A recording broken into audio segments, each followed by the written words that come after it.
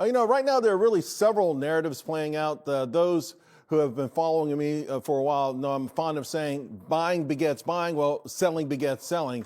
And we're right in the middle of the ladder, right? Damage across several large market niches. Of course, we know about software, and what's interesting, you've got the software names that have gotten hammered in the gold, in the semiconductors which have done well, but because we've got now forced liquidation, a lot of margin calls, guess what? You get a margin call, now you got to sell the stuff in the white because that's working, right? So the market is kind of skewed and it's going to kind of confuse people. Again, margin levels are at record level highs. I will point this out, though, as a percentage of the overall market, we're not at that dot-com era which is excessive, but still it's at an all-time high.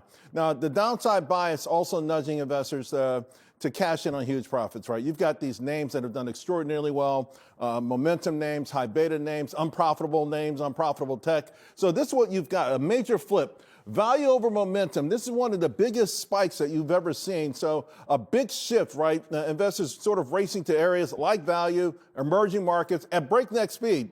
Now, one of the ironies of the rapid repositioning or the positioning shifts here is that perceived value has become extremely expensive and, to be honest with you, extremely, look at this, overbought. 84 RSI, relative strength. You got to go back to the early 90s for that kind of move on staples, right? So, yeah, it may feel safe, but it is overbought.